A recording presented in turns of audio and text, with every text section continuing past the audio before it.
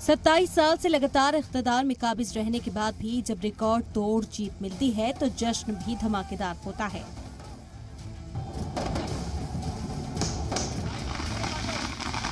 सत्ताईस साल से गुजरात में सरकार चलाने के बाद भी ना एंटी इनकम्बेंसी का फैक्टर चला और ना ही महंगाई बेरोजगारी का मुद्दा, और इसीलिए इस जीत का जश्न पीएम नरेंद्र मोदी ने भी जोरदार तरीके से मनाया।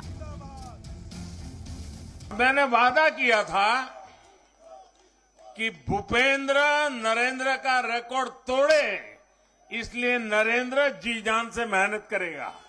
गुजरात असेंबली इंतखाब में बीजेपी ने 156 सीटों पर जीत हासिल करके नई तारीख रकम की है। इससे पहले 1985 में कांग्रेस ने सबसे ज्यादा 149 सीटें जीतने का रिकॉर्ड बनाया था।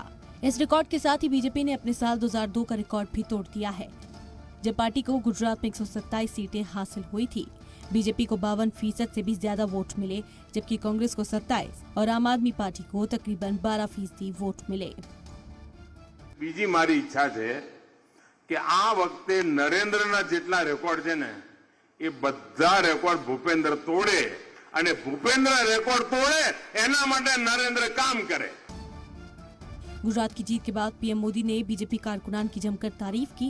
इस दौरान उन्होंने मुफ्तवाद की सियासत करने वालों पर भी निशाना साधा। देश के हर राजनीतिक दल को ये याद रखना होगा कि चुनावी हथकंडलों से किसी का भला नहीं हो सकता। बीजेपी ने इस बार भी गुजरात असेंबली इंतखाब पीएम मोदी के चेहरे पर लड़ा। इस दौरान पीएम ने 27 रैलियां की और कई रोड शोज किए, जिसका असर नतीजों में साफ दिखाई दे रहा है। ब्यूरो रिपोर्ट, जी मीडिया।